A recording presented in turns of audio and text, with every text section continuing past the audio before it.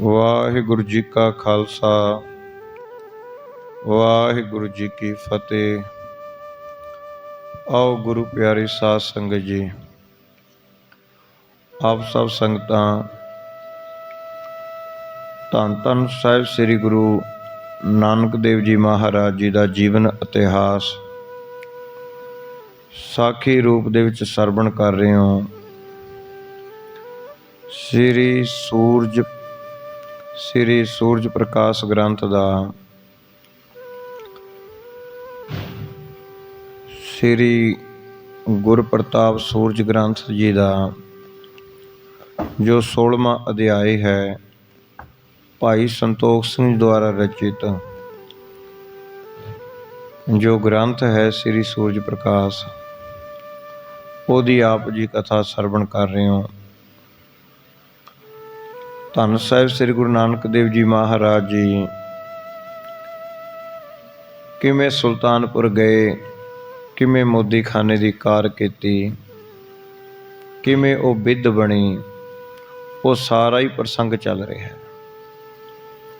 ਸੋ ਆਓ, ਆਪ ਜੀ ਨੇ ਪਿੱਛੇ ਸਾਖੀ ਸਰਵਣ ਕੀਤੀ ਸੀ ਕਿ ਪਿਤਾ ਜੀ ਵੱਲੋਂ ਕਿਹਾ ਗਿਆ ਕਿ ਬੀਬੀ ਨਾਨਕੀ ਜੀ ਨੂੰ ਉਹਨਾਂ ਦੇ ਸਹੁਰੇ ਪਰਿਵਾਰ ਤੋਂ ਲੈ ਕੇ ਆਉਣ ਵਾਸਤੇ ਕਿਹਾ ਸੀ।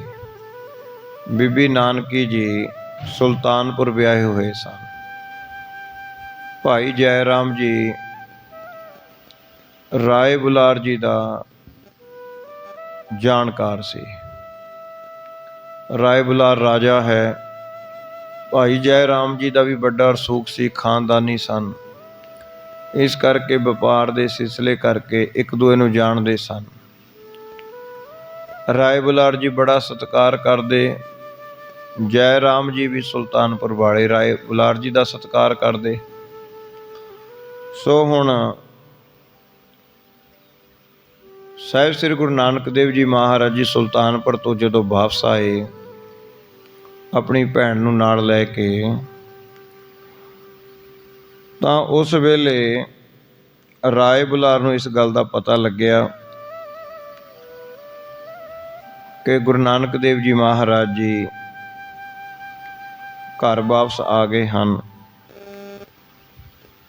ਤਾਂ ਰਾਏ ਬੁਲਾਰ ਜੀ ਨੇ ਆਪਣਾ ਇੱਕ ਨੌਕਰ ਭੇਜ ਕੇ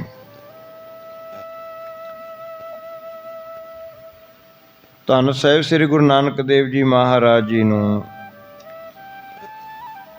ਲੈਣ ਵਾਸਤੇ ਭੇਜਿਆ। ਤਾਂ ਧੰਨ ਸਾਹਿਬ ਸ੍ਰੀ ਗੁਰੂ ਨਾਨਕ ਦੇਵ ਜੀ ਮਹਾਰਾਜ ਜੀ ਨੇ ਰਾਏ ਬੁਲਾਰ ਜੀ ਦਾ ਸੁਨੇਹਾ ਸੁਣ ਕੇ ਰਾਏ ਬੁਲਾਰ ਜੀ ਨੂੰ ਮਿਲਣ ਵਾਸਤੇ ਗਏ। ਆਓ ਇੱਥੋਂ ਤੱਕ ਆਪ ਜੀ ਨੇ ਪ੍ਰਸੰਗ ਸਰਵਣ ਕੀਤਾ ਹੈ। ਆਓ ਪ੍ਰੇਮ ਦੇ ਨਾਲ ਆਪਾਂ ਸਰਵਣ ਕਰੀਏ ਜੀ। ਹਾਂਜੀ। ਸਵਿਆ ਰਾਏ ਸੁਨਿਓ ਨਿਜ ਬੱਲਵ ਆਵਨ। ਜਦੋਂ ਰਾਏ ਬੁਲਾਰ ਜੀ ਨੇ ਸੁਣਿਆ ਕਿ ਧੰਨ ਸਾਹਿਬ ਸ੍ਰੀ ਗੁਰੂ ਨਾਨਕ ਦੇਵ ਜੀ ਸੁਲਤਾਨਪੁਰ ਤੋਂ ਬੀਬੀ ਨਾਨਕੀ ਨੂੰ ਲੈ ਕੇ ਵਾਪਸ ਆ ਗਏ ਨੇ, ਦਾਸ ਪਠਾਵਨ ਕੀਨਤ ਦਾਈ। ਤਾਂ ਰਾਏ ਬੁਲਾਰ ਜੀ ਨੇ ਆਪਣਾ ਇੱਕ ਦਾਸ ਭੇਜਿਆ। ਧੰਨ ਸਾਹਿਬ ਸ੍ਰੀ ਗੁਰੂ ਨਾਨਕ ਦੇਵ ਜੀ ਮਹਾਰਾਜ ਜੀ ਨੂੰ ਬੁਲਾਉਣ ਵਾਸਤੇ ਸੁਨੇਹਾ ਭੇਜਿਆ ਕਿ ਮਹਾਰਾਜ ਜੀ ਰਾਏ ਬੁਲਾਰ ਜੀ ਆਪ ਜੀ ਦੇ ਦਰਸ਼ਨ ਚਾਹੁੰਦਾ ਹੈ।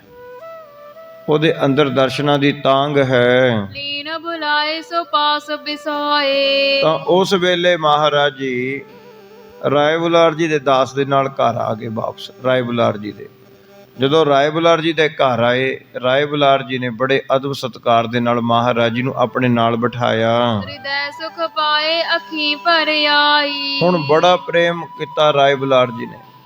ਪ੍ਰੇਮ ਦੇ ਵਿੱਚ ਰਾਏ ਬੁਲਾਰ ਜੀ ਦੇ ਅੱਖਾਂ ਵਿੱਚੋਂ ਜਲ ਆ ਗਿਆ। ਪ੍ਰੇਮ ਸੰਬੂਝ ਸਰੀਰ ਅਪੀਰ ਕੀ। ਬੜੇ ਪ੍ਰੇਮ ਦੇ ਨਾਲ ਗੱਲਾਂ ਕਰਦੇ ਨੇ, ਪੁੱਛਦੇ ਨੇ ਸੁਖ ਸ਼ਾਂਤੀ ਵੀ ਉੱਥੇ ਸਾਰੇ ਠੀਕ ਸਨ। ਰਸਤੇ ਦੇ ਵਿੱਚ ਕੋਈ ਕਿਸੇ ਤਰ੍ਹਾਂ ਦੀ ਕੋਈ ਪਰੇਸ਼ਾਨੀ ਤਾਂ ਨਹੀਂ ਆਈ।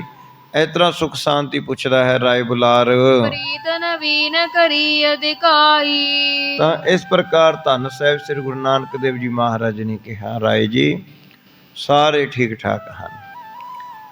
ਭਾਈ ਜੈ ਰਾਮ ਜੀ ਵੱਲੋਂ ਆਪ ਜੀ ਨੂੰ ਫਤਿਹ ਭੇਜੀ ਹੈ। ਸੋ ਇਸ ਤਰ੍ਹਾਂ ਕਰਕੇ ਜਿਵੇਂ ਆਪਾਂ ਕਹਿ ਦਿੰਦੇ ਹਾਂ ਵੀ ਜਾ ਕੇ ਮੇਰੀ ਵੀ ਸਤਿ ਸ੍ਰੀ ਅਕਾਲ ਬੁਲਾਉਣਾ, ਜਾਂ ਗੁਰਸਿੱਖ ਕਹਿੰਦੇ ਨੇ ਭਾਈ ਮੇਰੀ ਗੁਰਫਤਿਹ ਸਾਂਝੀ ਕਰਨੀ। ਸੋ ਇਸ ਤਰ੍ਹਾਂ ਕਰਕੇ ਰਾਏ ਬਲਾਰ ਜੀ ਨਾਲ ਵੀ ਜੈ ਰਾਮ ਜੀ ਦਾ ਸੁਨੇਹਾ ਜੋ ਉਹਨਾਂ ਨੇ ਦਿੱਤਾ ਸੀ ਉਹ ਬਚਾਇਆ। ਤੀਰਥ ਅੰਤਰ ਸ੍ਰੀ ਗੁਰ ਪੂਰਨ। ਤਾਂ ਇਸ ਪ੍ਰਕਾਰ ਵਡਿਆਈ ਦੇ ਪੂਰੇ ਵੱਡੇ ਧੀਰਜ ਵਾਲੇ ਧੰਨ ਸਾਹਿਬ ਸ੍ਰੀ ਗੁਰੂ ਨਾਨਕ ਦੇਵ ਜੀ ਮਹਾਰਾਜ ਜੀ ਨੇ ਬੜੇ ਪ੍ਰੇਮ ਦੇ ਨਾਲ ਰਾਏ ਬਲਾਰ ਜੀ ਦੇ ਨਾਲ ਗੱਲਾਂ ਕੀਤੀਆਂ। ਸਵਇਆ ਰਾਗ ਵਿਰੋਧ ਤੇ ਬ੍ਰਿਤ ਨਿਰੋਧਨ। ਤਾਂ ਇਸ ਪ੍ਰਕਾਰ ਧੰਨ ਸਾਹਿਬ ਸ੍ਰੀ ਗੁਰੂ ਨਾਨਕ ਦੇਵ ਜੀ ਮਹਾਰਾਜ ਜੀ ਜੋ ਹਮੇਸ਼ਾ ਹੀ ਜੋ ਵੀ ਉਹਨਾਂ ਦੇ ਦਰਸ਼ਨ ਕਰਦਾ ਉਹਨੂੰ ਮੋਹ ਲੈਂਦੇ ਨੇ ਔਰ ਜੋ ਵੀ ਉਹਨਾਂ ਦੇ ਕੋਲੇ ਬਹਿ ਜਾਂਦਾ ਹੈ ਉਹਦਾ ਚਿੱਤ ਇਕਾਗਰ ਹੋ ਜਾਂਦਾ ਹੈ ਔਰ ਮਨ ਦੇ ਵਿੱਚ ਖੁਸ਼ੀ ਪੈਦਾ ਹੋ ਜਾਂਦੀ ਹੈ। ਆਦਤ ਰੀਤ ਸਦਾ ਜਿਨ ਕੀ। ਸ਼ੁਰੂ ਤੋਂ ਹੀ ਜੋ ਰੀਤੀ ਹੈ ਮਹਾਰਾਜ ਜੀ ਵੀ ਜੋ ਵੀ ਮਹਾਰਾਜ ਜੀ ਦਾ ਦਰਸ਼ਨ ਕਰ ਲੈਂਦਾ ਹੈ ਔਰ ਮਹਾਰਾਜ ਦੇ ਕੋਲੇ ਬਹਿ ਜਾਂਦਾ ਹੈ ਉਹਦਾ ਮਨ ਇਕਾਗਰ ਕਰ ਦਿੰਦੇ ਨੇ। ਸਵੈ ਨ ਸਕੈ ਹਰ ਖੰਗ ਮਨ ਸ਼ੋਕ। ਤਾਂ ਇਸ ਪ੍ਰਕਾਰ ਜੋ ਵੀ ਮਹਾਰਾਜ ਜੀ ਦੇ ਦਰਸ਼ਨ ਕਰ ਲੈਂਦਾ ਹੈ ਸ਼ੋਕ ਤਾਂ ਉਹਦੇ ਨੇੜੇ ਵੀ ਨਹੀਂ ਲੱਗ ਸਕਦਾ, ਗਮੀ ਉਹ ਤੋਂ ਲੱਖਾਂ ਕੋਹਾਂ ਦੂਰ ਚਲੀ ਜਾਂਦੀ ਹੈ। ਦਵੈ ਜਿਉ ਦਲ ਕੰਜ ਜਲੰਕਨ ਕੀ। ਤਾਂ ਇਸ ਪ੍ਰਕਾਰ ਮਹਾਰਾਜ ਜੀ ਕਹਿੰਦੇ ਜਿਵੇਂ ਅੰਦਰ ਖੁਸ਼ੀ ਹੀ ਖੁਸ਼ੀ ਛਾ ਜਾਂਦੀ ਹੈ, ਗਮੀ ਤਾਂ ਦੂਰ ਚਲੀ ਜਾਂਦੀ ਹੈ। ਏਕ ਸੇ ਆਨੰਦ ਮੈਂ ਮਗਨੰ ਜਗ। ਤੇ ਇੱਕ ਰਸ ਆਨੰਦ ਦੇ ਵਿੱਚ ਮਗਨ ਰਹਿੰਦੇ ਹਨ। ਤਾਰਨ ਲੀਲਾ ਕਰੇ ਤਨ ਕੀ। ਮਾਨੋ ਧੰਨ ਸਾਹਿਬ ਸ੍ਰੀ ਗੁਰੂ ਨਾਨਕ ਦੇਵ ਜੀ ਮਹਾਰਾਜ ਜੀ ਇੱਕ ਰਸ ਰਹਿਣ ਵਾਲੇ ਜਗਤ ਦੇ ਵਿੱਚ ਲੀਲਾ ਕਰ ਰਹੇ ਹਨ ਔਰ ਜਿਹੜਾ ਵੀ ਉਹਨਾਂ ਦੇ ਦਰਸ਼ਨ ਕਰ ਲੈਂਦਾ ਹੈ ਜਾਂ ਮਹਾਰਾਜ ਜੀ ਦੇ ਨੇੜੇ ਬਹਿ ਜਾਂਦਾ ਹੈ ਉਹਦੇ ਅੰਦਰ ਵੀ ਉਹ ਰਾਮ ਪਰਮੇਸ਼ਰ ਦੇ ਨਾਮ ਦੀ ਧੁਨ ਪੈਦਾ ਕਰ ਦਿੰਦੇ ਨੇ। ਜਿਸ ਦੇਵ ਦੀ ਵੀ ਇਸ਼ਟ ਉਪਾਸਨਾ ਕਰਦਾ ਨਾ ਕੋਈ, ਧੰਨ ਸਾਹਿਬ ਸ੍ਰੀ ਗੁਰੂ ਨਾਨਕ ਦੇਵ ਜੀ ਮਹਾਰਾਜ ਜੀ ਦੇ ਇਹ ਤਾਕਤ ਹੈ ਕਿ ਜਿਹੜਾ ਵੀ ਆਪਣੇ ਇਸ਼ਟ ਦੇਵ ਨੂੰ ਮੰਨਦਾ ਉਹ ਇਸ਼ਟ ਦਾ ਨਾਮ ਅੰਦਰ ਉਹਦੇ ਤੁਰ ਪੈਂਦਾ, ਅੰਦਰ ਸ਼ਾਂਤੀ ਵਰਤ ਜਾਂਦੀ ਹੈ, ਉਹਦਾ ਮਨ ਇਕਾਗਰ ਹੋ ਜਾਂਦਾ ਹੈ। ਸੋ ਇਸ ਤਰ੍ਹਾਂ ਭਾਈ ਸੰਤੋਖ ਸਿੰਘ ਜੀ ਉਪਮਾ ਕਰ ਰਹੇ ਨੇ ਮਹਾਰਾਜ ਜੀ ਦੀ। ਐਸੇ ਗੁਰੂ ਕੀ ਜੋ ਸਤ ਸੰਗਤ। ਤਾਂ ਕਹਿਣ ਲੱਗੇ ਇਹੋ ਜਿਹੇ ਪੂਰਨ ਗੁਰੂ ਦੀ ਸੰਗਤ ਪ੍ਰਾਪਤ ਕਰਕੇ ਸੇਵਤ ਕਿਆ ਉਪਮਾ ਤਿਨ ਕੀ। ਤਾਂ ਕਹਿਣ ਲੱਗੇ ਜਿਨ੍ਹਾਂ ਨੇ ਵੀ ਐਸੇ ਪੂਰਨ ਗੁਰੂ ਦਾ ਦਰਸ਼ਨ ਕੀਤਾ ਔਰ ਮਹਾਰਾਜ ਜੀ ਦੀ ਸੰਗਤ ਪ੍ਰਾਪਤ ਕੀਤੀ, ਮਹਾਰਾਜ ਤਾਂ ਕੀ ਉਪਮਾ, ਉਹਨਾਂ ਦੀ ਉਪਮਾ ਵੀ ਨਹੀਂ ਕਵੀ ਜੀ ਕਹਿੰਦੇ ਕਹੀ ਜਾ ਸਕਦੀ। ਜਿਨ੍ਹਾਂ ਨੇ ਮਹਾਰਾਜ ਜੀ ਦਾ ਦਰਸ਼ਨ ਕੀਤਾ, ਧੰਨ ਗੁਰੂ ਨਾਨਕ ਜੀ ਦੀ ਸੰਗਤ ਪ੍ਰਾਪਤ ਕੀਤੀ, ਉਹਨਾਂ ਦੀ ਵੀ ਉਪਮਾ ਨਹੀਂ ਕੀਤੀ ਜਾ ਸਕਦੀ। ਧੰਨ ਗੁਰੂ ਨਾਨਕ ਦੇਵ ਜੀ ਮਹਾਰਾਜ ਜੀ ਤਾਂ ਉਪਮਾ ਕਹਿਣ ਸੁਣ ਤੋਂ ਬਾਹਰ ਹੈ। ਜੀਵਾ ਇੱਕ ਤੇ ਅਨੇਕ ਗੁਣ ਤੇਰੇ, ਕਿਹੜੇ ਕਿਹੜੇ ਮੈਂ ਗਾਵਾ ਮਾਲਕਾ ਇਸ ਤਰ੍ਹਾਂ। ਦੋਹਰਾ ਉਦਾਸੀਨ ਬ੍ਰਿਤ ਮੈਂ ਸਦਾ ਸ਼੍ਰੀ ਬੇਦੀ ਕੁਲ ਕੇਤੂ। ਹੁਣ ਧੰਨ ਸਾਹਿਬ ਸ੍ਰੀ ਗੁਰੂ ਨਾਨਕ ਦੇਵ ਜੀ ਮਹਾਰਾਜ ਜੀ ਆਪਣੇ ਸੁਭਾਅ ਮੁਤਾਬਕ ਹੀ ਹਮੇਸ਼ਾ ਉਦਾਸ ਰਹਿੰਦੇ ਨੇ ਔਰ ਬਹੁਤਾ ਕਿਸੇ ਨਾਲ ਬੋਲ ਚਾਲ ਨਹੀਂ ਰੱਖਦੇ, ਹਰ ਵੇਲੇ ਸਮਾਧੀ ਸਥਿਤ ਰਹਿੰਦੇ ਹਨ। ਆਸਬਿਦ ਦਿਵਸ ਬਿਤਾਵਈ ਜਗ ਤਾਰਨ ਕੇ ਹੇਤੂ। ਤਾਂ ਇਸ ਪ੍ਰਕਾਰ ਮਹਾਰਾਜ ਜੀ ਜਗਤ ਦਾ ਉਧਾਰ ਕਰਨ ਵਾਸਤੇ ਅਵਤਾਰ ਲਿੱਤਾ ਹੈ ਔਰ ਮਹਾਰਾਜ ਜੀ ਕੁਛ ਸਮਾਂ ਇਸ ਤਰ੍ਹਾਂ ਹੀ ਮਹਾਰਾਜ ਜੀ ਨੇ ਗੁਜ਼ਾਰਨਾ ਕੀਤਾ ਬੇਬੇ ਨਾਨਕ ਜੀ ਦੇ ਵਿਆਹ ਤੋਂ ਬਾਅਦ ਕਿ ਇਸ ਤਰ੍ਹਾਂ ਹੀ ਜਿੱਥੇ ਬਹਿੰਦੇ ਨੇ ਬੈਠ ਜਾਂਦੇ ਨੇ, ਜੇ ਕੋਈ ਆ ਜਾਂਦਾ ਉਹਦੇ ਨਾਲ ਪਰਮੇਸ਼ਰ ਦੀ ਗੱਲ ਕਰਦੇ ਨੇ, ਨਾਮ ਦੀ ਗੱਲ ਕਰਦੇ ਨੇ, ਗਿਆਨ ਦੀ ਗੱਲ ਕਰਦੇ ਨੇ, ਦੁਨਿਆਵੀ ਕੋਈ ਗੱਲ ਨਹੀਂ ਕਿਸੇ ਨਾਲ ਕਰਦੇ, ਨਾ ਹੀ ਦੁਨਿਆਵੀ ਗੱਲ ਸੁਣਦੇ ਨੇ।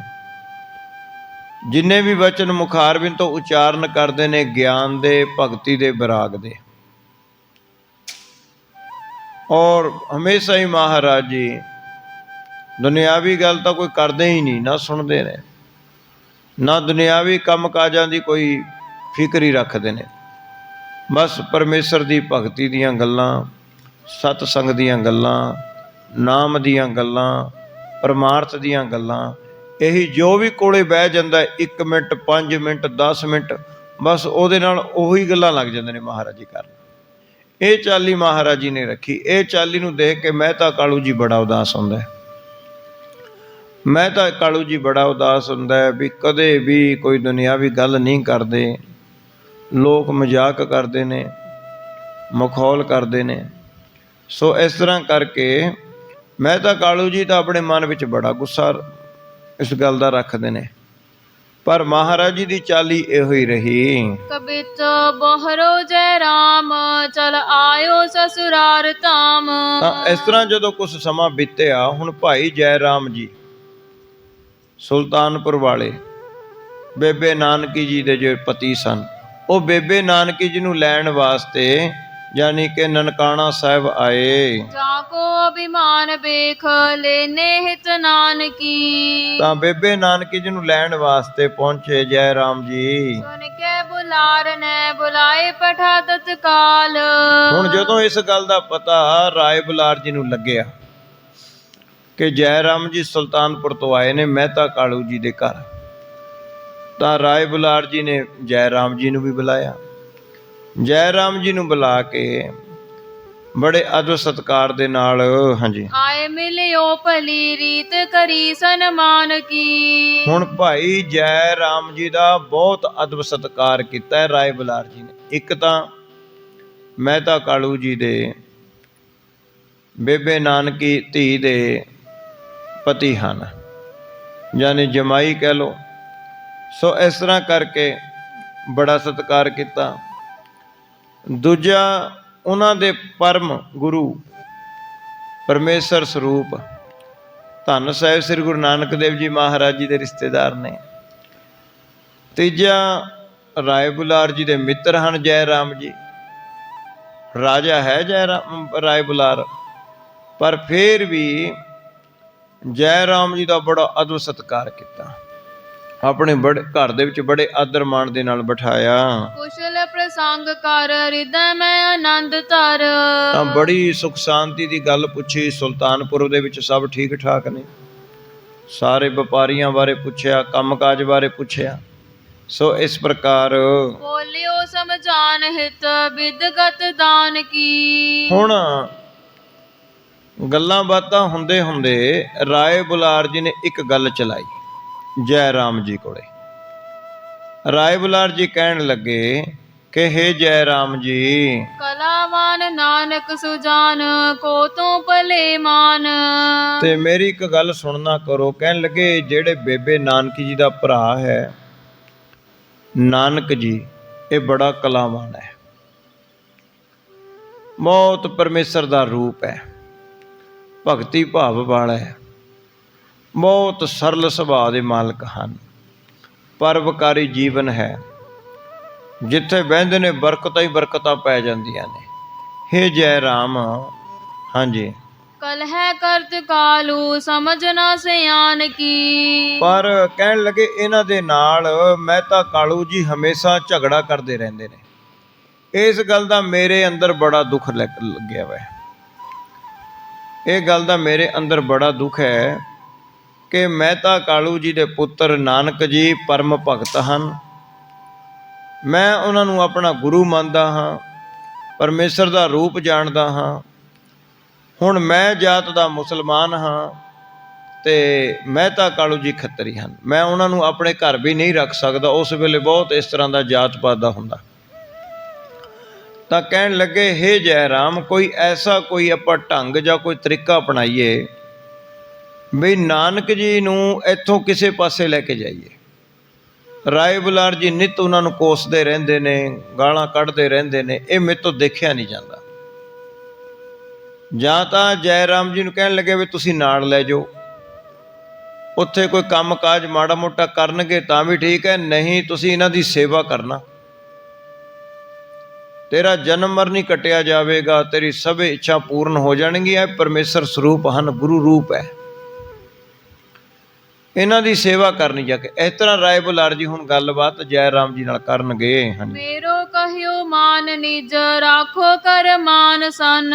ਰਾਏ ਬੁਲਾਰ ਕਹਿਣ ਲੱਗਿਆ ਜੈ ਰਾਮ ਜੀ ਨੂੰ, ਜੇਕਰ ਮੇਰਾ ਕਹਿਣਾ ਮੰਨੇ ਨਾ ਤਾਂ ਤੂੰ ਨਾਨਕ ਜੀ ਨੂੰ ਆਪਣੇ ਨਾਲ ਹੀ ਸੁਲਤਾਨਪੁਰ ਲੈ ਜਾ। ਉਤੇ ਕਿਤ ਥਾਨ ਬਿਦ ਵਿਆਹੇ ਕੀ ਮਿਲੀ ਜੀਏ। ਤੇ ਉੱਥੇ ਜਾ ਕੇ ਕੋਈ ਮਕਾਨ ਲੈ ਦੇਣਾ, ਕਿਤੇ ਕੋਈ ਕੰਮ ਲਵਾ ਦੇਣਾ, ਤਾਂ ਉੱਥੇ ਹੀ ਜਾ ਕੇ ਇਹਨਾਂ ਦਾ ਕੋਈ ਚੰਗਾ ਸਾਕ ਦੇਖ ਕੇ ਇਹਨਾਂ ਦਾ ਵਿਆਹ ਵੀ ਕਰ ਦੇਣਾ। ਇਸ ਤਰ੍ਹਾਂ ਰਾਏ ਬੁਲਾਰ ਜੀ ਨੇ ਜੈ ਰਾਮ ਜੀ ਨੂੰ ਕਿਹਾ। ਸੇਵੋ ਸਭ ਭਾਂਤ ਸੋ ਮਿਟਾਏ ਮਨ ਪ੍ਰਾਤਮੀਤ। ਤਾਂ ਇਸ ਤਰ੍ਹਾਂ ਕਰਕੇ ਕਹਿਣ ਲੱਗੇ, ਹੇ ਜੈ ਰਾਮ, ਤੂੰ ਇਹਨਾਂ ਨੂੰ ਆਪਣਾ ਰਿਸ਼ਤੇਦਾਰ ਨਾ ਜਾਣ। ਸ਼ਰਧਾ ਭਾਵਨਾ ਦੇ ਨਾਲ ਇਹਨਾਂ ਦੀ ਸੇਵਾ ਕਰੇਗਾ, ਜੋ ਵੀ ਤੇਰੇ ਮਨ ਦੀ ਇੱਛਾ ਉਹ ਪੂਰਨ ਕਰ ਦੇਣਗੇ। ਇਹ ਪਰਮੇਸ਼ਰ ਦਾ ਰੂਪ ਹਨ। ਕੂਲ ਹੋਣਾ ਪ੍ਰਤਿਕੂਲ ਹੋਣੀ ਮੀਤ ਕੀਜੀਏ। ਤਾਂ ਇਸ ਤਰ੍ਹਾਂ ਕਰਕੇ ਕਹਿਣ ਲੱਗੇ, ਕੋਈ ਭੁੱਲ ਨਾ ਕਰੀ, ਹਮੇਸ਼ਾ ਇਹਨਾਂ ਦੇ ਹਾਂ 'ਚ ਹਾਂ ਰੱਖੀ ਔਰ ਇਹਨਾਂ ਦੀ ਆਗਿਆ 'ਚ ਰਹੀ। ਜੈ ਰਾਮ ਨੂੰ ਇਸ ਤਰ੍ਹਾਂ ਸਮਝਾਉਂਦਾ ਹੈ ਰਾਏ ਬੁਲਾਰ। ਸਵਾਰਥ ਪਰਮਾਰਥ ਮੈਂ ਜਨਮ ਪਦਾਰਥ ਕੋ ਚਾਹੋ। ਤਾਂ ਕਹਿਣ ਲੱਗੇ, ਮਹਿਤਾ ਕਾਲੂ ਜੀ ਹਰ ਵੇਲੇ ਪੈਸੇ ਨੂੰ ਲੋਚਦੇ ਰਹਿੰਦੇ ਨੇ ਤੇ ਇਹਨਾਂ ਦਾ ਮਨ ਜਿਹੜਾ ਹਰ ਵੇਲੇ ਭਗਤੀ ਦੇ ਵਿੱਚ ਲੱਗਿਆ, ਪਰਮੇਸ਼ਰ ਦੇ ਚਰਨਾਂ ਨਾਲ ਜੁੜਿਆ। ਸੋ ਇਸ ਤਰ੍ਹਾਂ ਕਰਕੇ ਆਪ ਦੇ ਵਿੱਚ ਵਿਚਾਰ ਮਿਲਦੇ ਨਹੀਂ ਹਨ ਤੇ ਨਿੱਤ ਦਾ ਝਗੜਾ ਹੈ। ਇਸ ਕਰਕੇ ਇਹ ਜੈ ਰਾਮ ਜੀ, ਸਾਤੋਂ ਦੇਖਿਆ ਨਹੀਂ ਜਾਂਦਾ ਕਿ ਨਾਨਕ ਜੀ ਨੂੰ ਜਦੋਂ ਉਹ ਕੋਸਦੇ ਹਨ। ਸੋ ਇਸ ਕਰਕੇ ਤੁਸੀਂ ਇਹਨਾਂ ਨੂੰ ਆਪਣੇ ਨਾਲ ਲਿਜਾਣ ਦੀ ਕੋਈ ਨਾ ਕੋਈ ਵਿਉਂਤਬੰਦੀ ਬਣਾਵੋ। ਜੇ ਸਕਾਰ ਥਾ ਤੋ ਨਿਕੇ ਲਖ ਲੀਜੀਏ। ਕਹਿਣ ਲੱਗੇ, ਜੇ ਤੂੰ ਆਪਣਾ ਜਨਮ ਸੁਧਾਰਨਾ ਚਾਹੁੰਦਾ, ਪਰਮਾਰਥ ਸਿੱਧ ਕਰਨਾ ਚਾਹੁੰਦਾ, ਤਾਂ ਫਿਰ ਤੂੰ ਨਾਨਕ ਜੀ ਦਾ ਪੱਲਾ ਫੜ ਲੈ। ਜੈ ਰਾਮ ਜੀ ਨੂੰ ਸਮਝਾਉਂਦਾ ਰਾਏ ਬੁਲਾਰ, ਜੇ ਤੂੰ ਪਰਮਾਰਥ ਸਿੱਧ ਕਰਨਾ ਚਾਹੁੰਦਾ, ਜੇ ਤੂੰ ਮੁਕਤੀ ਪ੍ਰਾਪਤ ਕਰਨਾ ਚਾਹੁੰਦਾ, ਜੇ ਤੂੰ ਸੁਖ ਚਾਹੁੰਦਾ, ਤਾਂ ਫਿਰ ਤੂੰ ਸਰਨ ਪੈ ਜਾ, ਇਹਨਾਂ ਦਾ ਪੱਲਾ ਫੜ ਲੈ। ਏਕ ਤੋ ਕਹਿਨ ਮੇਰੋ ਦੂਜੋ ਸਨ ਬੰਦ ਤੇਰੋ। ਕਹਿਣ ਲੱਗੇ, ਮੇਰੀ ਗੱਲ ਸਮਝ ਲੈ, ਇੱਕ ਤਾਂ ਤੇਰੀ ਰਿਸ਼ਤੇਦਾਰੀ ਹੈ, ਮਹਿਤਾ ਕਾਲੂ ਜੀ ਵੀ ਮੰਨ ਜਾਣਗੇ, ਤੇ ਦੂਜਾ ਤੁਹਾਡਾ ਸਾਰਾ ਭਗਤੀ ਭਾਵ, ਤੈਨੂੰ ਭਗਤੀ ਦੀ ਵੀ ਅੰਦਰ ਤੇਰੇ ਇੱਛਾ ਰਹਿੰਦੀ ਹੈ। ਧਾਰਮਿਕ ਬੰਦਾ ਸੀ ਜੈ ਰਾਮ ਜੀ ਵੀ। ਕਹਿੰਦੇ ਤੈਨੂੰ ਬਹੁਤ ਸਤ ਸੰਗ ਪ੍ਰਾਪਤ ਹੋ ਜਾਵੇਗਾ, ਤੈਨੂੰ ਸੌਖਾ ਹੋ ਜਾਵੇਗਾ, ਤੇਰੇ ਨਾਲ ਭਗਤੀ ਭਾਵ ਦੀਆਂ ਗੱਲਾਂ ਕਰਨਗੇ, ਨਾਨਕ ਜੀ ਦਾ ਵੀ ਮਨ ਲੱਗ ਜਾਵੇਗਾ, ਤੇਰਾ ਵੀ ਮਨ ਲੱਗ ਜਾਏਗਾ। ਦੂਜਾ, ਮਹਿਤਾ ਕਾਲੂ ਜੀ ਦੀ ਅੱਖਾਂ ਤੋਂ ਓਹਲੇ ਹੋ ਜਾਣਗੇ, ਮਹਿਤਾ ਕਾਲੂ ਜੀ ਦਾ ਮਨ ਵੀ ਠੀਕ ਰਹੇਗਾ ਵੀ ਸੁਲਤਾਨਪੁਰ ਨੇ ਕੋਈ ਕੰਮ ਕਾਜ ਕਰਦੇ ਨੇ, ਠੀਕ ਹੈ। ਤੇ ਦੂਜਾ, ਜਿਹੜੇ ਨਗਰ ਦੇ ਬੋਲ ਕਬੋਲ ਦੁਨੀਆ ਮਾਰਦੀ ਹੈ, ਇਹ ਵੀ ਬੰਦ ਹੋ ਜਾਣਗੇ। ਮਹਿਤਾ ਕਾਲੂ ਜੀ ਵੀ ਠੀਕ ਹੋ ਜਾਣਗੇ ਤੇ ਸ੍ਰੀ ਗੁਰੂ ਨਾਨਕ ਦੇਵ ਜੀ ਵੀ, ਮਹਾਰਾਜ ਜੀ ਵੀ ਆਪਣੀ ਮੌਜ ਵਿੱਚ ਵਿਚਰ ਲੈਣਗੇ ਤੇ ਮਾਤਾ ਤ੍ਰਿਪਤਾ ਜੀ ਵੀ ਸ਼ਾਂਤ ਹੋ ਜਾਣਗੇ। ਕਿਉਂਕਿ ਪਰਿਵਾਰ ਦੇ ਵਿੱਚ ਹੁਣ ਬਹੁਤ ਹਰ ਵੇਲੇ ਕਿਸੇ ਗੱਲ ਨੂੰ ਲੈ ਕੇ ਝਗੜਾ ਪਿਆ ਰਹਿੰਦਾ ਹੈ। ਰਾਏ ਬੁਲਾਰ ਜੀ ਕਹਿੰਦਾ, ਫਿਰ ਪਰਿਵਾਰ ਦੇ ਕੋਸਦੇ ਨੇ, ਮੇਰੇ ਤੋਂ ਦੇਖਿਆ ਨਹੀਂ ਜਾਂਦਾ। ਸੋ ਇਸ ਕਰਕੇ ਇਹ ਜੈ ਰਾਮ ਜੀ, ਤੂੰ ਕੋਈ ਨਾ ਕੋਈ ਇਹਨਾਂ ਨੂੰ ਨਾਲ ਲਿਜਾਣ ਦਾ ਵਿਉਂਤ ਬਣਾ। ਇਸ ਤਰ੍ਹਾਂ ਰਾਏ ਬੁਲਾਰ ਜੀ ਬਾਰ-ਬਾਰ ਜੈ ਰਾਮ ਜੀ ਨੂੰ ਸਮਝਾ ਰਹੇ ਹਨ। ਤੀਜੇ ਨਿਜ ਭਲਾ ਹੇਰੋ ਸੇਵਾ ਮੈਂ ਪ੍ਰਸੀਜੀਏ। ਕਹਿਣ ਲੱਗੇ, ਤੇਰਾ ਮਤਲਬ ਲਾਭ ਹੀ ਲਾਭ ਹੈ ਤੈਨੂੰ। ਇੱਕ ਤਾਂ ਤੇਰਾ ਪਰਮਾਰਥ ਸਿੱਧ ਹੋ ਜਾਏਗਾ ਤੇ ਦੂਜੇ ਤੇਰੇ ਸੰਬੰਧੀ ਵੀ ਨੇ, ਤੇ ਤੀਜਾ ਕਹਿਣ ਲੱਗੇ, ਤੈਨੂੰ ਜੋ ਤੈਨੂੰ ਸਤ ਸੰਗ ਦੀ ਪ੍ਰਾਪਤੀ ਹੋਵੇਗੀ, ਤੈਨੂੰ ਲਾਭ ਪ੍ਰਾਪਤ ਹੋਵੇਗਾ, ਤੇਰਾ ਜਨਮ ਹੀ ਸਫਲਾ ਹੋ ਜਾਵੇਗਾ। ਇਸ ਕਰਕੇ ਤੈਨੂੰ ਲਾਭ ਹੀ ਲਾਭ ਹੈ, ਤੂੰ ਸਾਡੀ ਗੱਲ ਮੰਨਣਾ ਕਰ। ਦੋਹਰਾ ਕਲਹੀ ਕਾਲੂ ਕਲਹਿ ਕਰ ਜਾਂ ਤੇ ਰਹਿ ਉਦਾਸ। ਤਾਂ ਕਹਿਣ ਲੱਗੇ, ਨਾਨਕ ਜੀ ਇਹਨਾਂ ਤੋਂ ਇੱਕ ਪਾਸੇ ਰਹਿਣਗੇ, ਇਹਨਾਂ ਦਾ ਮਨ ਵੀ ਖੁਸ਼ ਰਹੇਗਾ। ਮਹਿਤਾ ਕਾਲੂ ਜੀ ਸਦਾ ਝਗੜਾ ਕਰਦੇ ਰਹਿੰਦੇ ਨੇ, ਇਸ ਕਰਕੇ ਇਹਨਾਂ ਦਾ ਮਨ ਵੀ ਇੱਥੇ ਉਦਾਸ ਰਹਿੰਦਾ ਹੈ। ਚਾਹੋ ਜਬ ਹੈ ਨਿਜ ਸਦਨ ਕੋ ਪੁਨ ਪਠਵਹੁ ਤੁਮ ਪਾਸ। ਰਾਏ ਬੁਲਾਰ ਜੀ ਕਹਿਣ ਲੱਗਿਆ, ਮੈਂ ਤਾਂ ਇਉਂ ਕਹਿਣਾ ਵੀ ਜਦੋਂ ਤੁਸੀਂ ਬੇਬੇ ਨਾਨਕੀ ਜੀ ਨੂੰ ਲੈ ਕੇ ਜਾਓਗੇ ਨਾਲ ਨਾ, ਮਹਿਤਾ ਕਾਲੂ ਜੀ ਨੂੰ ਨਾਲ ਕਹਿ ਕੇ, ਮਾਤਾ ਤ੍ਰਿਪਤਾ ਜੀ ਨੂੰ ਮਨਾ ਕੇ ਨਾਨਕ ਜੀ ਨੂੰ ਨਾਲ ਹੀ ਲੈ ਜਾਓ। ਜਾ ਕੇ ਸੁਲਤਾਨਪੁਰ ਲੋਧੀ ਜਾ ਕੇ ਕੋਈ ਥੋੜ੍ਹਾ ਬਹੁਤਾ ਕੰਮ ਕਾਜ ਦੇ ਵਿੱਚ ਲਾ ਦੇਣਾ, ਉੱਥੇ ਹੀ ਇਹਨਾਂ ਦਾ ਵਿਆਹ ਕਰਵਾ ਦੇਣਾ। ਸੋ ਇਸ ਤਰ੍ਹਾਂ ਰਾਏ ਬੁਲਾਰ ਜੀ ਨੇ ਗੱਲ ਆਖੀ ਜੈ ਰਾਮ ਜੀ ਨੂੰ। ਸੋਇਆ ਜੈ ਰਾਮ ਤਬੈ ਹਰ ਖਾਏ ਹਿਰਦੇ ਕਹਿ। ਤਾਂ ਉਸ ਵੇਲੇ ਜੈ ਰਾਮ ਜੀ ਨੂੰ ਰਾਏ ਬੁਲਾਰ ਜੀ ਦੀ ਸਲਾਹ ਬੜੀ ਚੰਗੀ ਲੱਗੀ, ਬੜੇ ਖੁਸ਼ ਹੋ ਗਏ ਜੈ ਰਾਮ ਜੀ। ਭਾਗ ਜਗੇ ਆਪਣੇ ਵਡ ਜਾਨੋ। ਜੈ ਰਾਮ ਜੀ ਕਹਿਣ ਲੱਗਿਆ ਰਾਏ ਬੁਲਾਰ ਜੀ ਨੂੰ, ਮੇਰੇ ਤਾਂ ਭਾਗ ਹੀ ਜਾਗ ਗਏ ਸਮਝੋ, ਮੈਨੂੰ ਗੁਰੂ ਨਾਨਕ ਜੀ ਦੀ ਸੇਵਾ ਕਰਨ ਦਾ ਮੌਕਾ ਮਿਲ ਜਾਵੇਗਾ, ਜਿਨ੍ਹਾਂ ਦੀ ਕੀਰਤੀ ਸਾਰਾ ਜਗਤ ਕਰਦਾ ਹੈ। ਹੇ ਰਾਏ ਬੁਲਾਰ ਜੀ, ਜਦੋਂ ਤੁਸੀਂ ਇਹਨਾਂ ਦੀ ਉਪਮਾ ਕਰਦੇ ਹੋ ਤਾਂ ਮੇਰੇ ਤਾਂ ਭਾਗ ਹੀ ਜਾਗ ਜਾਣਗੇ। ਜਿਨ ਕੀ ਉਪਮਾ ਤੁਮ ਆਪ ਕਰੋ। ਤਾਂ ਕਹਿਣ ਲੱਗੇ, ਇਹਨਾਂ ਦੀ ਉਪਮਾ ਤਾਂ ਜਦੋਂ ਇਸ ਇਲਾਕੇ ਦਾ ਰਾਜਾ ਆਪਣੀ ਮੂੰਹ ਉਪਮਾ ਕਰ ਰਿਹਾ ਹੈ, ਉਹਨੇ ਆਪਣੀ ਅੱਖੀ ਇਹਨਾਂ ਦੇ ਕੌਤਕ ਦੇਖੇ ਨੇ, ਤਾਂ ਫਿਰ ਮੈਨੂੰ ਤਾਂ ਸੇਵਾ ਦਾ ਮੇਰਾ ਤਾਂ ਬਹੁਤ ਵੱਡੇ ਭਾਗ ਨੇ ਜੇ ਮੈਨੂੰ ਉਹਨਾਂ ਦੀ ਸੇਵਾ ਪ੍ਰਾਪਤ ਹੋ ਜਾਵੇ। ਸੋ ਚਲੇ ਮਮ ਧਾਮ ਕ੍ਰਿਤਾਰਥ ਮਾਨੋ। ਤਾਂ ਕਹਿਣ ਲੱਗਿਆ, ਜੈ ਰਾਮ ਜੀ, ਰਾਏ ਜੀ, ਮੈਂ ਤਾਂ ਧਨ ਪਦਾਰਥ ਸਾਰਾ ਕੁਝ ਇਹਨਾਂ ਨੂੰ ਸੌਂਪ ਕੇ ਇਹਨਾਂ ਦੀ ਆਗਿਆ 'ਚ ਰਵਾਂਗਾ। ਜਿਵੇਂ ਵੀ ਇਹ ਕਹਿਣਗੇ, ਕੰਮ ਕਰਨ ਨਾ ਕਰਨ, ਪ੍ਰਸ਼ਾਦਾ ਪਾਣੀ ਜਿਹੋ ਜਿਹਾ ਛਕਣਗੇ ਅਸੀਂ ਛਕਾਵਾਂਗੇ, ਜਿਵੇਂ ਦੀ ਸੇਵਾ ਹੋਵੇ ਅਸੀਂ ਸੇਵਾ ਕਰਾਂਗੇ। ਚਾਹੇ ਸਾਰਾ ਦਿਨ ਸਤਸੰਗ ਕਰੀ ਜਾਣ, ਨਾਮ ਜਪੀ ਜਾਣ, ਸਾਨੂੰ ਕੋਈ ਇਤਰਾਜ਼ ਨਹੀਂ। ਤਾਂ ਕਹਿਣ ਲੱਗੇ, ਵੈਸੇ ਵੀ ਬੇਬੇ ਨਾਨਕੀ ਜੀ ਦਾ ਆਪਣੇ ਵੀਰ ਦੇ ਨਾਲ ਬਹੁਤ ਪ੍ਰੇਮ ਹੈ।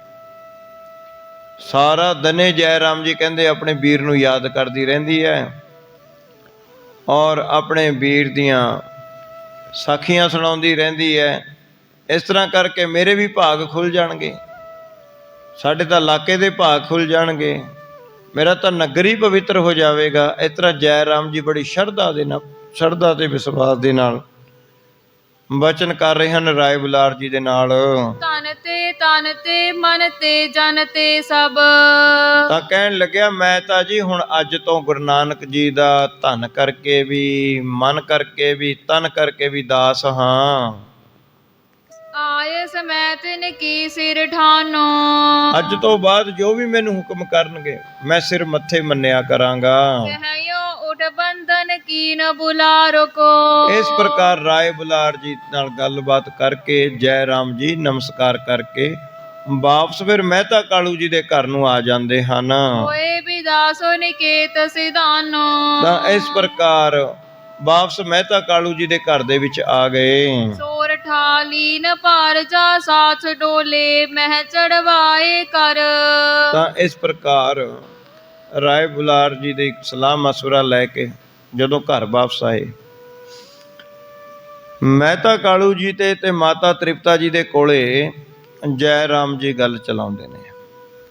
ਕਹਿਣ ਲੱਗੇ, ਜੀ ਮੈਂ ਇੱਕ ਬੇਨਤੀ ਕਰਦਾ ਵੀ ਉੱਥੇ ਮੈਨੂੰ ਬਹੁਤ ਸੇਠ ਲੋਕ, ਕਾਰੋਬਾਰ ਕਰਨ ਵਾਲੇ, ਵਣਜ ਵਪਾਰ ਕਰਨ ਵਾਲੇ ਸਾਰੇ ਜਾਣਦੇ ਨੇ,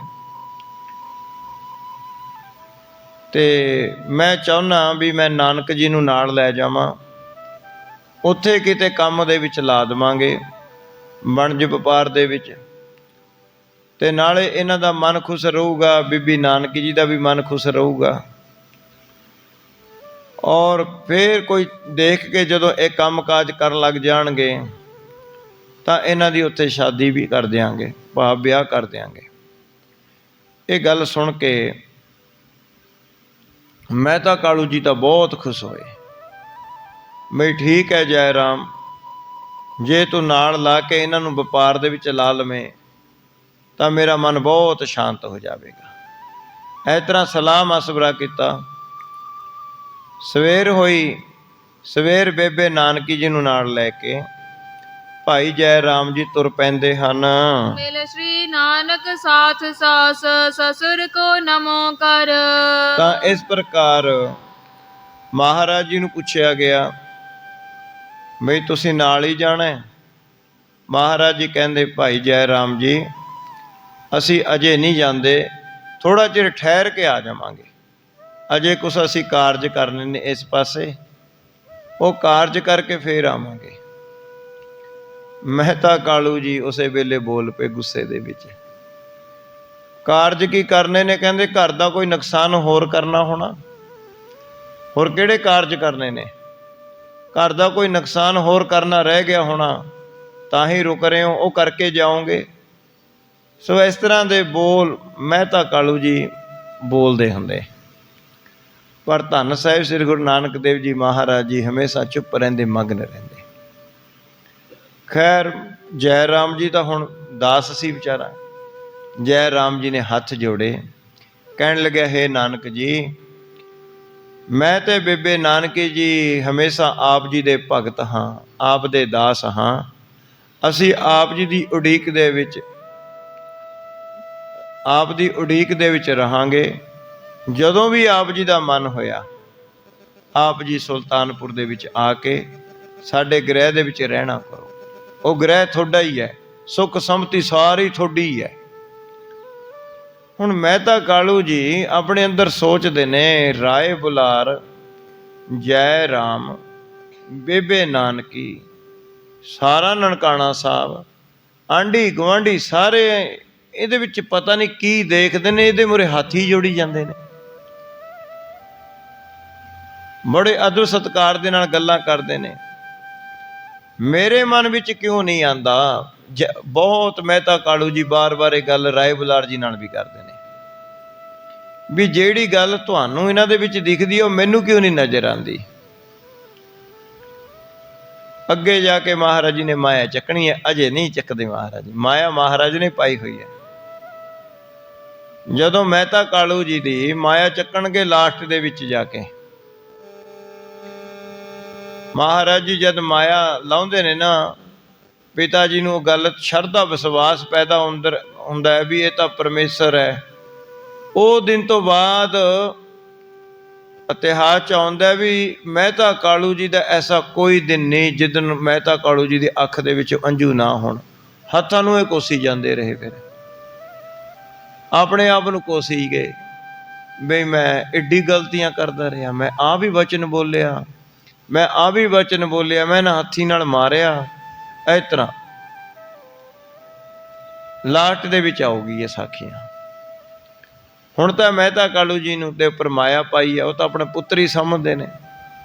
ਸੋ ਇਸ ਪ੍ਰਕਾਰ ਜੈ ਰਾਮ ਜੀ ਬੇਬੇ ਨਾਨਕੀ ਜੀ ਨੂੰ ਨਾਲ ਲੈ ਕੇ ਸੁਲਤਾਨਪੁਰ ਨੂੰ ਤੁਰ ਪੈਂਦੇ ਹਨ। ਆਪਣੇ ਯਾਨੀ ਸਹੁਰਾ ਮਹਿਤਾ ਕਾਲੂ ਜੀ ਨੂੰ ਤੇ ਸੱਸ ਮਾਤਾ ਤ੍ਰਿਪਤਾ ਜੀ ਨੂੰ ਨਮਸਕਾਰ ਕਰਕੇ ਸਨੇ ਸਨੇ ਪਰਸਾਨ ਯੁਤ ਦਾਸਨ ਕੇ ਕਰ ਗਇਓ।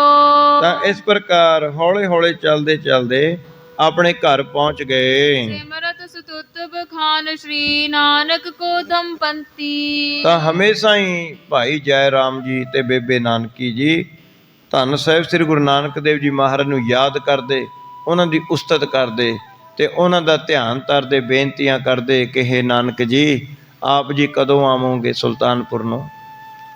ਕਦੋਂ ਆ ਕੇ ਸਾਡਾ ਗ੍ਰਹਿ ਪਵਿੱਤਰ ਕਰੋਗੇ? ਕਦੋਂ ਸਾਨੂੰ ਦਾਸਾਂ ਨੂੰ ਆਪਣੀ ਸੇਵਾ ਦਾ ਮੌਕਾ ਦਿਓਗੇ?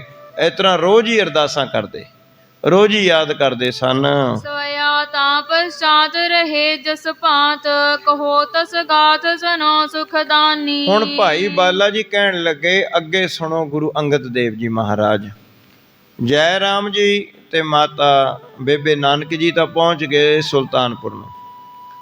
ਮਹਿਤਾ ਕਾਲੂ ਜੀ ਆਪਣੇ ਕੰਮਕਾਜ ਦੇ ਵਿੱਚ ਉਸੇ ਤਰ੍ਹਾਂ ਲੱਗੇ ਰਹਿੰਦੇ। ਮਾਤਾ ਤ੍ਰਿਪਤਾ ਜੀ ਲੱਭ ਕੇ ਕਿੱਧਰੋਂ ਇੱਧਰੋਂ ਲਿਆਣਾ, ਕਦੇ ਇੱਧਰੋਂ ਲੱਭ ਕੇ ਲਿਆ ਕੇ ਮਹਾਰਾਜ ਨੂੰ ਪ੍ਰਸ਼ਾਦਾ ਪਾਣੀ ਛਕਾਉਂਦੇ। ਹੁਣ ਮਹਾਰਾਜ ਜੀ ਦੀ ਚਾਲੀ ਉਹੀ ਹੈ ਤੇ ਨਾਲ ਭਾਈ ਬਾਲਾ ਜੀ ਤੇ ਧੰਨ ਸਾਹਿਬ ਸ੍ਰੀ ਗੁਰੂ ਨਾਨਕ ਦੇਵ ਜੀ ਮਹਾਰਾਜ। ਕਦੇ ਤਾਂ ਬਹਿ ਜਾਂਦੇ ਨੇ ਚੰਦਰਭਾਂ ਦੇ ਖੂਹ ਤੇ। ਚੰਦਰਭਾਂ ਦਾ ਖੂਹ ਕੌਣ ਹੈ? ਭਾਈ ਬਾਲੇ ਦਾ ਪਿਤਾ ਹੈ, ਉਹਦਾ ਖੂਹ ਸੀ, ਉੱਥੇ ਬੈਠੇ ਰਹਿੰਦੇ ਨੇ। ਇੱਕ ਨਨਕਾਣਾ ਸਾਹਿਬ ਦੇ ਪਾਸ ਇੱਕ ਸੁੱਕਾ ਤਲਾਅ ਸੀ, ਨਹੀਂ ਉੱਥੇ ਬੈਠੇ ਰਹਿੰਦੇ ਨੇ। ਜਾਂ ਘਣੇ ਜੰਗਲ ਦੇ ਵਿੱਚ ਕਿਸੇ ਦਰਖਤ ਦੇ ਥੱਲੇ ਬੈਠੇ ਰਹਿੰਦੇ ਨੇ। ਹਰ ਵੇਲੇ ਪਰਮੇਸ਼ਰ ਦੀ ਉਸਤਤ ਕਰਦੇ ਰਹਿੰਦੇ ਨੇ, ਵਿਚਾਰਾਂ ਕਰਦੇ ਰਹਿੰਦੇ ਨੇ। ਜਾਂ ਮਹਾਰਾਜ ਜੀ ਅੱਖਾਂ ਬੰਦ ਕਰਕੇ ਬੈਠੇ ਰਹਿੰਦੇ ਨੇ। ਭਾਈ ਬਾਲਾ ਜੀ ਹੱਥ ਜੋੜ ਕੇ ਨੇੜੇ ਬੈਠਾ ਰਹਿੰਦਾ ਹੈ। ਸੋ ਇਸ ਪ੍ਰਕਾਰ ਦਾ ਸਮਾਂ ਗੁਜ਼ਰਦਾ ਗਿਆ। ਹੁਣ ਭਾਈ ਬਾਲਾ ਜੀ ਇਹ ਸਾਖੀ ਸੁਣਾ ਰਹੇ ਨੇ। ਕਹਿਣ ਲੱਗੇ, ਹੇ ਗੁਰੂ ਅੰਗਦ ਦੇਵ ਜੀ, ਕੁਝ ਸਮਾਂ ਇਸ ਤਰ੍ਹਾਂ ਬਤੀਤ ਹੋਇਆ। ਯੋਗ ਕੀ ਰੀਤ ਨਿਕੇਤ ਬਿਖੈ, ਵਰਤੈ ਨਿਰਲੇਪ ਨਿਖੇਪ ਤਾਹਾਨੀ। ਤਾਂ ਇਸ ਤਰ੍ਹਾਂ ਕਰਕੇ ਮਹਾਰਾਜ ਜੀ ਹਰ ਵੇਲੇ ਪਰਮੇਸ਼ਰ ਦੇ ਨਾਲ ਜੁੜੇ ਰਹਿੰਦੇ ਔਰ ਦੁਨਿਆਵੀ ਕੰਮਾਂ ਤੋਂ ਨਿਰਲੇਪ ਰਹਿੰਦੇ।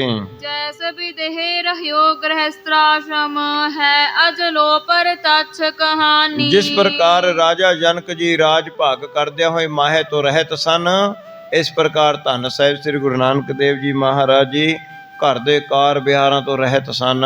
ਪਾਵਕ ਬੀਚ ਵਿਭੂਤ ਛਪੈ ਤਿਵ ਰਾਖੀ ਛਪਾਏ ਕਲਾ ਗੁਲਖਾਨੀ। ਹੁਣ ਦੂਜੀ ਉਦਾਹਰਨ ਦਿੰਦੇ ਨੇ, ਕਹਿਣ ਲੱਗੇ ਜਿਸ ਪ੍ਰਕਾਰ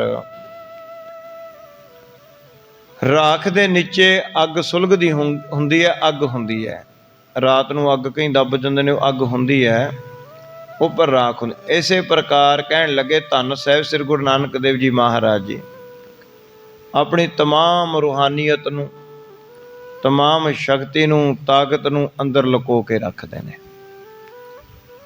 ਸੰਸਾਰ ਸਮਝ ਨਹੀਂ ਸਕਦਾ।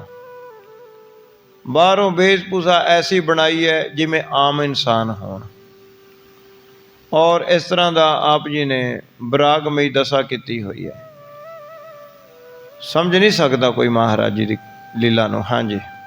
ਸੋਰਠਾ ਲਖ ਨ ਸਕਹਿ ਅਨਜਾਨਬ ਕਹਿ ਸੇ ਅਸ ਮਿਲ ਪਰਸ ਪਰ। ਅਣਜਾਣ ਆਦਮੀ ਮਹਾਰਾਜ ਦੀ ਮਹਿਮਾ ਨੂੰ ਸਮਝ ਹੀ ਨਹੀਂ ਸੀ ਸਕਦਾ।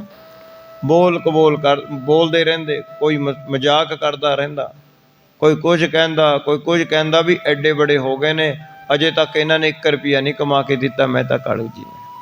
ਕੋਈ ਕਮਲਾ ਕਹਿੰਦਾ, ਹੁਣ ਜੇ ਕੋਈ ਨਾ, ਹੁਣ ਵੀ ਦੇਖ ਲਓ, ਕੋਈ ਰੱਬ ਦੀ ਗੱਲ ਸੁਣਾਵੇ ਕਿਸੇ ਨੂੰ, ਜਾਂ ਕੋਈ ਹਰ ਵੇਲੇ ਗਿਆਨ ਧਿਆਨ ਦੀ ਗੱਲ ਕਰੇ, ਤਾਂ ਫਿਰ ਆਪ ਦੇ ਵਿੱਚ ਕੀ ਲੋਕ ਕਹਿਣ ਲੱਗ ਜਾਂਦੇ ਨੇ ਵੀ ਇਹਦਾ ਥੋੜ੍ਹਾ ਜਿਹਾ ਨਾ ਦਿਮਾਗ ਨਹੀਂ ਠੀਕ ਆ। ਦੁਨਿਆਵੀ ਕੰਮਾਂ ਕਰਨ ਵਾਲੇ ਨੂੰ ਸਹੀ ਸਮਝਦੇ ਨੇ, ਝੂਠ ਬੋਲਣ ਨੂੰ ਸਹੀ ਸਮਝਣਗੇ, ਫੋਕੀ ਵਡਿਆਈ ਕਰੀ ਜਾਵੇ ਆਪਣੀ ਉਹਨੂੰ ਸਹੀ ਸਮਝਣਗੇ, ਗਾਹਾਂ ਤੋਂ ਗਾਹਾਂ ਝੂਠੀਆਂ ਸੱਚੀਆਂ ਗੱਲਾਂ ਬਣਾ ਕੇ ਹਾ ਹੀ ਕਰੀ ਜਾਣ ਉਹਨੂੰ ਚੰਗਾ ਸਮਝਣਗੇ। 4 ਬੰਦਿਆਂ ਦੇ ਵਿੱਚ ਰੱਬ ਦੀ ਗੱਲ ਛੇੜ ਕੇ ਬਹਿ ਜਾਓ, ਅਗਲਾ ਮੂੰਹ ਕੋ ਨਹੀਂ ਲੱਗ ਜੂ ਦੇਖਣ,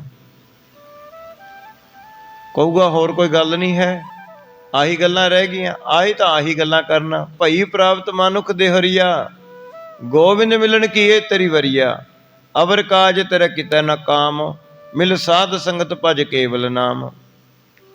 ਪਰ ਕਲਯੁਗ ਦਾ ਪ੍ਰਭਾਵ, ਪਰਮੇਸ਼ਰ ਦੀ ਮਾਇਆ, ਤਾਂ ਹੀ ਤਾਂ ਇਹਨੂੰ ਕਹਿੰਦੇ ਵੀ ਉਲਟ ਬੁਰੇ ਕਾਮ ਕੋ ਊਠ ਖਲੋਇਆ, ਨਾਮ ਕੀ ਬੇਲਾ ਪੈ ਸੋਇਆ।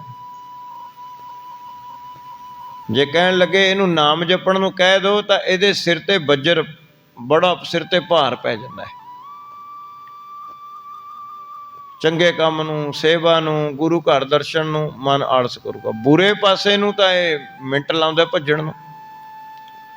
ਸੋ ਇਸ ਤਰ੍ਹਾਂ ਕਰਕੇ ਭਾਈ ਬਾਲਾ ਜੀ ਕਹਿਣ ਲੱਗੇ ਕਿ ਸੰਸਾਰਿਕ ਜਿਹੜੇ ਲੋਕ ਸਨ ਉਸ ਵੇਲੇ ਨਨਕਾਣਾ ਸਾਹਿਬ ਦੇ, ਤਾਂ ਕਹਿਣ ਲੱਗੇ ਉਹ ਸਮਝ ਨਾ ਸਕੇ ਮਹਾਰਾਜ ਜੀ ਦੀ ਮਹਿਮਾ ਨੂੰ। ਇਸ ਤਰ੍ਹਾਂ ਕਰਕੇ ਬੋਲ ਕਬੋਲ ਬੋਲਦੇ, ਕਾਜ ਕਠਨ ਜਗ ਜਾਨ ਬਿਨ ਮਤ ਹੋਏ ਨਾ ਆਵਈ। ਤਾਂ ਇਸ ਤਰ੍ਹਾਂ ਕਰਕੇ ਹੁਣ ਮਹਾਰਾਜ ਜੀ ਨੂੰ ਪ੍ਰਗਟ ਤਾਂ ਹੋਣਾ ਹੀ ਸੀ, ਕਿਉਂਕਿ ਜਗਤ ਦੇ ਵਿੱਚ ਜਿਸ ਕੰਮ ਵਾਸਤੇ ਆਏ ਸੀ ਉਹ ਕੰਮ ਤਾਂ ਮਹਾਰਾਜ ਜੀ ਨੂੰ ਕਰਨਾ ਹੀ ਸੀ। ਪਰ ਘੋਰ ਕਲਯੁਗ ਦੇ ਸਮੇਂ ਦੇ ਵਿੱਚ ਸੱਚ ਦੇ ਰਾਹ ਤੇ ਤੁਰਨਾ ਔਰ ਦੂਜਿਆਂ ਨੂੰ ਤੋੜਨਾ ਬੜਾ ਕਠਿਨ ਕੰਮ ਹੈ। ਆਪ ਨਾਮ ਜਪਣਾ, ਦੂਜਿਆਂ ਨੂੰ ਜਪਾਉਣਾ, ਪਹਿਲਾਂ ਆਪਣੇ ਮਨ ਨੂੰ ਸੁਧਾਰਨਾ, ਪਹਿਲਾਂ ਆਪਣੇ ਮਨ ਨੂੰ ਜਿੱਤਣਾ, ਫਿਰ ਦੂਜਿਆਂ ਨੂੰ ਜਿੱਤਣ ਦੀ ਯੁਕਤੀ ਦੱਸਣਾ, ਬੜਾ ਕਠਿਨ ਕੰਮ ਹੈ। ਸੋ ਇਸ ਤਰ੍ਹਾਂ ਕਰਕੇ ਭਾਈ ਬਾਲਾ ਜੀ ਕਹਿੰਦੇ ਮਹਾਰਾਜ ਜੀ ਨੇ ਜਗਤ ਦੇ ਉਧਾਰ ਕਰਨ ਵਾਸਤੇ, ਜਗਤ ਦੇ ਭਲੇ ਵਾਸਤੇ ਜੋ ਵੀ ਆਂਦਾ ਉਸ ਨੂੰ ਨਾਮ ਜਪਣ ਦਾ, ਵੰਡ ਕੇ ਛਕਣ ਦਾ, ਨਾਮ ਦਾਨ ਇਸ਼ਨਾਨ ਦਾ ਉਪਦੇਸ਼ ਦਿੰਦੇ, ਸੱਚ ਬੋਲਣ ਦਾ ਉਪਦੇਸ਼ ਦਿੰਦੇ, ਆਪਣੇ ਜੀਵਨ ਨੂੰ ਸਿੱਧੇ ਰਾਹ ਤੇ ਚਲਾਉਣ ਦਾ ਉਪਦੇਸ਼ ਦਿੰਦੇ, ਝੂਠ ਮੋਹ ਮਾਇਆ ਔਰ ਪਖੰਡ ਤੋਂ ਵਰਜਦੇ। ਇਸ ਤਰ੍ਹਾਂ ਮਹਾਰਾਜ ਜੀ ਹਰ ਵੇਲੇ ਜੋ ਕੋਈ ਵੀ ਮਹਾਰਾਜ ਜੀ ਕੋਲੇ ਆਉਂਦਾ, ਮਹਾਰਾਜ ਜੀ ਇਹੀ ਉਪਦੇਸ਼ ਕਰਦੇ। ਸ਼੍ਰੀ ਬੇਦੀ ਕੁਲ ਚੰਦ ਰਹਿਤ ਸਮਾਨ ਸੁਭਾਏ ਮੈਂ। ਹੁਣ ਧੰਨ ਸਾਹਿਬ ਸ੍ਰੀ ਗੁਰੂ ਨਾਨਕ ਦੇਵ ਜੀ ਮਹਾਰਾਜ ਜੀ ਦਾ ਭਾਈ ਬਾਲਾ ਜੀ ਉਪਮਾ ਕਰਦੇ ਨੇ ਕਿ ਉਹ ਨਾ ਇੱਕ ਸਮਾਨ ਆਪਣਾ ਸੁਭਾਅ ਰੱਖਦੇ ਨੇ, ਉਹੀ ਚਾਲੀ ਰੱਖਦੇ ਨੇ, ਆਪਣਾ ਸੁਭਾਅ ਨਹੀਂ ਬਦਲਿਆ। ਕਮਲਨ ਸੇ ਮਤ ਮੰਦ ਕੈਸੇ ਸਕਹਿ ਪਛਾਨ ਸੋ। ਨਾ ਉਹ ਕਦੇ ਗੁੱਸੇ ਵਿੱਚ ਆਉਂਦੇ ਨੇ ਨਾ ਖੁਸ਼ ਹੁੰਦੇ ਨੇ, ਹਮੇਸ਼ਾ ਗੰਭੀਰ ਰਹਿੰਦੇ ਹਨ। ਧਰਮ ਤੁਰੀਨ ਅਗਾਧ ਯਸ ਬਿਦ ਸਮਾ ਬਿਤਾਵਈ। ਤਾਂ ਇਸ ਪ੍ਰਕਾਰ ਧੰਨ ਸਾਹਿਬ ਸ੍ਰੀ ਗੁਰੂ ਨਾਨਕ ਦੇਵ ਜੀ ਮਹਾਰਾਜ ਜੀ ਆਪਣੇ ਹੌਲੇ ਹੌਲੇ ਇਸ ਤਰ੍ਹਾਂ ਸਮਾਂ ਬਿਤਾ ਰਹੇ ਸਨ। ਚਲ ਕਰ ਆਇਓ ਸਾਧ ਏਕ ਦਿਵਸ ਤਲਵੰਡਿਕਾ।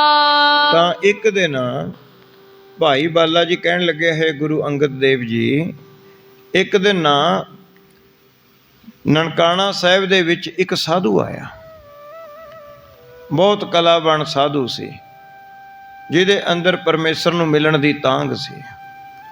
ਉਹਦੇ ਮਨ ਵਿੱਚ ਸੀ, ਉਹਨੇ ਸੁਣਿਆ ਸੀ ਵੀ ਇੱਕ ਮਹਿਤਾ ਕਾਲੂ ਜੀ ਦੇ ਘਰ ਪੁੱਤਰ ਨੇ ਜਨਮ ਲਿਆ ਤੇ ਸਾਰੇ ਪਾਸੇ ਉਹਨਾਂ ਦੀ ਕੀਰਤੀ ਫੈਲੀ ਹੋਈ ਹੈ ਵੀ ਉਹ ਭਗਤੀ, ਵਿਰਾਗ ਤੇ ਗਿਆਨ ਦੀਆਂ ਗੱਲਾਂ ਕਰਦੇ ਨੇ।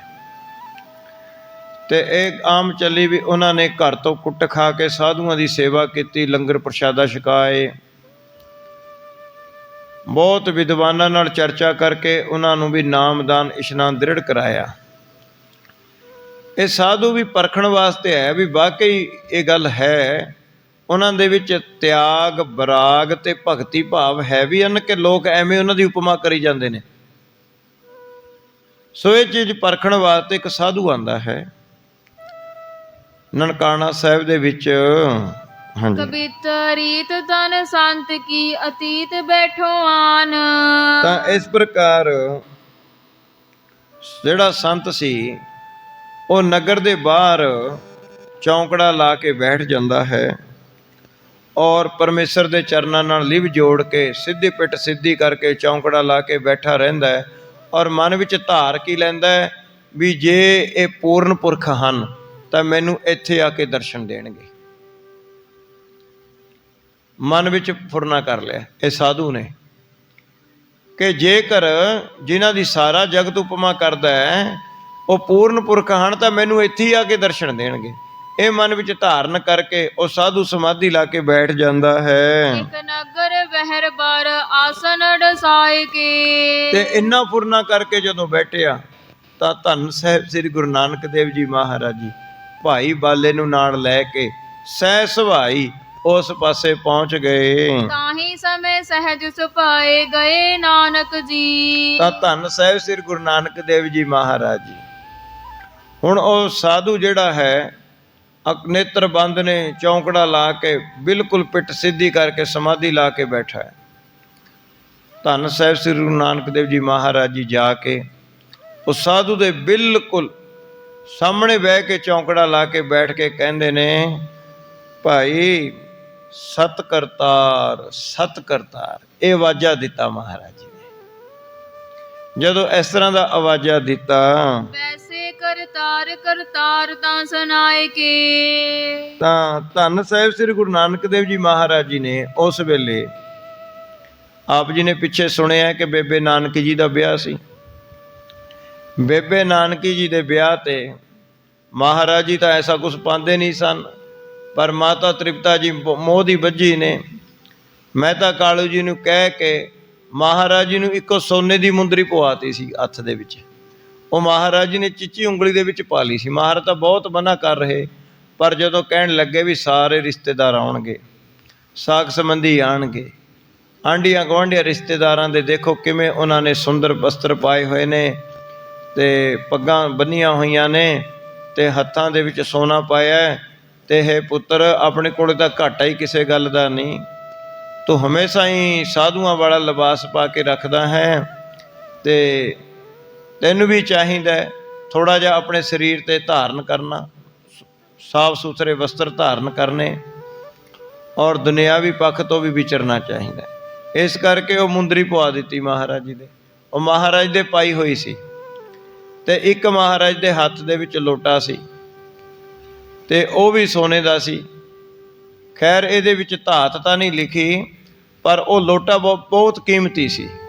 ਸੋ ਇਸ ਪ੍ਰਕਾਰ ਕੰਚਨ ਕੀ ਮੁੰਦਰਿਕਾ ਸੁਹਾਏ ਛਤਰ ਆਂਗੂਰੀ ਮੈਂ। ਤੇ ਉਹ ਜਿਹੜੀ ਗੁੱਠੀ ਸੀ ਮਹਾਰਾਜ ਜੀ ਦੇ ਹੱਥ ਵਿੱਚ ਬੜੀ ਸੋਹਣੀ ਲੱਗਦੀ ਸੀ। ਹੁਣ ਜਦੋਂ ਸਾਧੂ ਨੇ ਨੇਤਰ ਖੋਲੇ ਸਾਧੂ ਨੇ ਕੀ ਕੀਤਾ, ਸਾਧੂ ਦੀ ਸਿੱਧੀ ਨਿਗਾਹ ਗਈ ਉਹ ਮਹਾਰਾਜ ਜੀ ਦੇ ਹੱਥ ਤੇ, ਜਿਸ ਹੱਥ ਦੇ ਵਿੱਚ ਮਹਾਰਾਜ ਜੀ ਦੇ ਗੁੱਠੀ ਪਾਈ ਹੋਈ ਸੀ। ਹੁਣ ਸਾਧੂ ਮਨ ਵਿੱਚ ਫੁਰਨਾ ਕਰਦਾ ਹੈ ਵੀ ਇਹ ਤਿਆਗੀ ਕਿਵੇਂ ਹੋ ਸਕਦੇ ਨੇ, ਇਹ ਤਾਂ ਸੋਨਾ ਧਾਰਨ ਕਰੀ ਬੈਠੇ ਨੇ।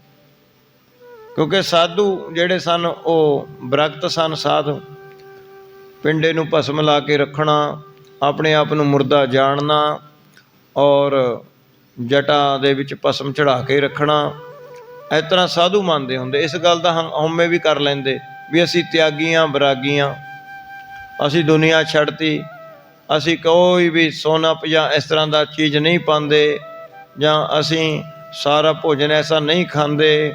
ਇਹ ਚੀਜ਼ ਦੀ ਵੀ ਹਉਂ ਕਰ ਲੈਂਦੇ ਨੇ ਕਈ, ਬਹੁਤ ਵਿੱਦਿਆ ਪੜ੍ਹੀ ਦੀ ਹਉਂ ਜਾਂ ਅੰਨ ਪਾਣੀ ਛੱਡੇ ਦੀ ਹਉਂ। ਸੋ ਇਸ ਤਰ੍ਹਾਂ ਕਰਕੇ ਉਹ ਉਪਮਾ ਹੋਣ ਲੱਗ ਜਾਂਦੀ, ਹੰਕਾਰ ਵੱਧ ਜਾਂਦਾ ਹੈ।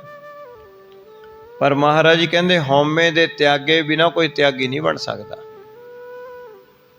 ਹਉਮੈ ਦਾ ਤਿਆਗ ਕਰਨਾ ਹੀ ਸਭ ਤੋਂ ਵੱਡਾ ਤਿਆਗੀ ਹੈ। ਸੋ ਇਸ ਪ੍ਰਕਾਰ ਉਹ ਸਾਧੂ ਦੀ ਨਿਗਾਹ ਮਹਾਰਾਜ ਜੀ ਦੀ ਮੁੰਦਰੀ ਤੇ ਪਈ। ਹਾਂਜੀ, ਲੋਟਾ ਹਾਥ ਲਿਏ ਉਪਕਾਰੀ ਜੇ ਸੁਭਾਏ ਕੇ। ਹੁਣ ਹੱਥ ਦੇ ਵਿੱਚ ਮਹਾਰਾਜ ਜੀ ਦੇ ਇੱਕ ਬੇਸਮਾਰ ਕੀਮਤੀ ਲੋਟਾ ਵੀ ਹੈ। ਉਜਤ ਅਤੀਤ ਕੌਣ ਨਾਮ ਤੋਂ ਬਰਨ ਰੀਤ। ਤਾਂ ਸਾਧੂ ਕਹਿਣ ਲੱਗਿਆ, ਸਾਧੂ ਨੇ ਕਿਹਾ ਮਹਾਰਾਜ ਜੀ ਨੂੰ ਕਿ ਤੁਸੀਂ ਕੌਣ ਹੋ, ਕਿਹੜੀ ਤੁਹਾਡੀ ਜਾਤ ਹੈ। ਇਸ ਤਰ੍ਹਾਂ ਮਹਾਰਾਜ ਜੀ ਨੂੰ ਸੰਤਾਂ ਨੇ ਪੁੱਛਿਆ। ਕਹੋ ਪ੍ਰਤੀਤ ਨਿਜ ਚੀਤ ਕੀ ਜਨਾਏ ਕੈ। ਤਾਂ ਕਹਿਣ ਲੱਗੇ ਆਪਣੇ ਬਾਰੇ ਦੱਸਣਾ ਕਰੋ, ਤੁਹਾਡਾ ਮਨ ਕਿੱਥੇ ਰਹਿੰਦਾ। ਜਿਵੇਂ ਆਮ ਸਾਧੂ ਨੇ ਇਸ ਤਰ੍ਹਾਂ ਗੱਲ ਪੁੱਛਦੇ ਨੇ। ਆਪਾਂ ਨਹੀਂ ਇਹ ਸਵਾਲ ਪੁੱਛ ਸਕਦੇ। ਆਪਾਂ ਤਾਂ ਸਵਾਲ ਪੁੱਛਾਂਗੇ ਤੇਰੀ ਜੀਰੀ ਕੈਸੀ ਹੈ, ਤੇਰੇ ਫਸਲਵਾੜੀ ਕਿਵੇਂ ਦੀ ਹੋਈ, ਘਰ ਦੇ ਵਿੱਚ ਸੁੱਖ ਸ਼ਾਂਤੀ ਹੈ, ਬਾਲ ਬੱਚੇ ਠੀਕ ਨੇ। ਨਹੀਂ, ਜਦੋਂ ਸਾਧੂ ਦੀ ਭੇਟ ਹੁੰਦੀ ਹੈ ਉਹਨਾਂ ਦੇ ਸਵਾਲ ਜਵਾਬ ਹੋਰ ਹੀ ਹੁੰਦੇ ਨੇ। ਕਹਿਣ ਲੱਗੇ ਆਪਣੇ ਮਨ ਦੀ ਸੁਣਾਓ। ਹੁਣ ਮਨ ਦੀ ਦਸ਼ਾ ਉਹੀ ਪੁੱਛੇਗਾ ਜਿਹੜਾ ਮਨ ਦੇ ਨਾਲ ਜੰਗ ਕਰਦਾ ਹੋਊ, ਜਿਹਨੂੰ ਆਪਣੇ ਮਨ ਦੀ ਖਬਰ ਹੋਊ।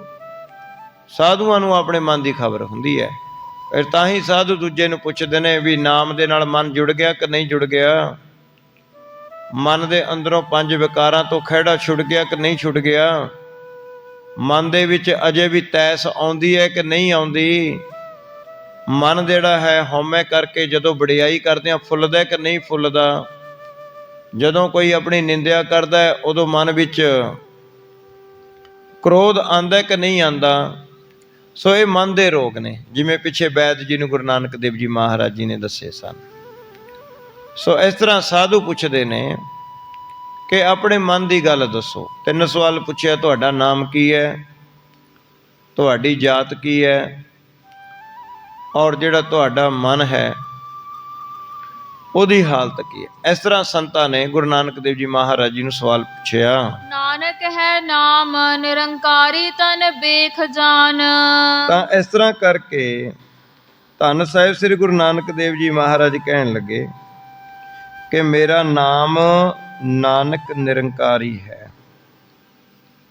ਮੇਰਾ ਨਾਮ ਨਾਨਕ ਹੈ, ਨਿਰੰਕਾਰੀ ਮੇਰਾ ਵੇਸ ਹੈ, ਔਰ ਖੱਤਰੀ ਮੇਰੀ ਜਾਤੀ ਹੈ, ਬੇਦੀ ਕੁਲ ਚੋਂ ਹਾਂ। ਇਸ ਤਰ੍ਹਾਂ ਮਹਾਰਾਜ ਜੀ ਨੇ ਕਿਹਾ। ਖੱਤਰੀ ਕੀ ਜਾਤ ਗੋਤ ਬੇਦੀ ਮਮ ਜਾਨੀਏ। ਤਾਂ ਇਸ ਤਰ੍ਹਾਂ ਮਹਾਰਾਜ ਜੀ ਨੇ ਕਿਹਾ ਵੀ ਬੇਦੀਆਂ ਦੇ ਘਰੇ, ਮਹਿਤਾ ਕਾਲੂ ਜੀ ਦੇ ਘਰੇ ਅਸੀਂ ਉਹਨਾਂ ਦੇ ਪੁੱਤਰ ਹਾਂ ਤੇ ਖੱਤਰੀ ਹਾਂ, ਤੇ ਨਾਨਕ ਮੇਰਾ ਨਾਮ ਹੈ, ਨਿਰੰਕਾਰੀ ਵੇਸ ਹੈ। ਤਾਂ ਇਸ ਤਰ੍ਹਾਂ ਮਹਾਰਾਜ ਜੀ ਨੇ ਕਿਹਾ। ਕਹੈ ਸੰਤ ਵਾਕ ਤੁਮ ਆਪ ਨਿਰੰਕਾਰੀ ਭਏ। ਤਾਂ ਇਸ ਤਰ੍ਹਾਂ ਕਰਕੇ ਸਾਧੂਆਂ ਨੇ ਤਰਕ ਨਾਲ ਗੱਲ ਕਹੀ। ਕਹਿਣ ਲੱਗੇ, ਕਹਿੰਦੇ ਤਾਂ ਉਹ ਨਿਰੰਕਾਰੀ ਵੇਸ ਹੈ ਵੀ ਰੱਬ ਦਾ ਵੇਸ, ਰੱਬ ਦਾ ਭੇਸ ਧਾਰਿਆ ਹੋਇਆ। ਨਿਰੰਕਾਰੀ ਹੁੰਦਾ ਮਾਇਆ ਤੋਂ ਰਹਿਤ, ਕਿ ਨਾਮ ਤਾਂ ਰੱਖਿਆ ਵੀ ਮਾਇਆ ਤੋਂ ਰਹਿਤ, ਤੇ ਹੱਥ ਦੇ ਵਿੱਚ ਸੋਨਾ ਪਾਈ ਫਿਰਦੇ ਨੇ ਮੁੰਦਰੀ। ਇਹ ਸਾਧੂ ਨੇ ਆਪਣੇ ਅੰਦਰ ਤਰਕ ਕੀਤੀ ਇਸ ਗੱਲ ਦੀ। ਧੰਨ ਸਾਹਿਬ ਸ੍ਰੀ ਗੁਰੂ ਨਾਨਕ ਦੇਵ ਜੀ ਮਹਾਰਾਜ ਨੇ ਉਹਦੇ ਮਨ ਦੀ ਗੱਲ ਬੁੱਝ ਲਈ ਵੀ ਨਿਰੰਕਾਰੀ ਦਾ ਨਾਮ ਤਿਆਗ ਦਾ ਹੈ, ਬਰਾਗ ਦਾ ਹੈ, ਤੇ ਨਾਮ ਇਹਨਾਂ ਨੇ ਰੱਖਿਆ ਨਾਨਕ ਨਿਰੰਕਾਰੀ, ਤੇ ਹੱਥ ਵਿੱਚ ਸੋਨਾ ਪਾਈ ਫਿਰਦੇ ਨੇ, ਬੇਸਮਾਰ ਕੀਮਤੀ ਲੋਟਾ ਲਈ ਫਿਰਦੇ ਨੇ। ਸੋ ਉਹ ਸਾਧੂ ਨੇ ਇਸ ਤਰ੍ਹਾਂ ਜਦੋਂ ਆਪਣੇ ਮਨ ਵਿੱਚ ਗੱਲ ਨੂੰ ਰੱਖਿਆ ਪੁੱਤਰ ਬਤਾਏ ਹਮ ਕੌਣ ਤੇ ਪ੍ਰਮਾਨੀਏ। ਤਾਂ ਕਹਿਣ ਲੱਗੇ ਮੈਨੂੰ ਦੱਸੋ।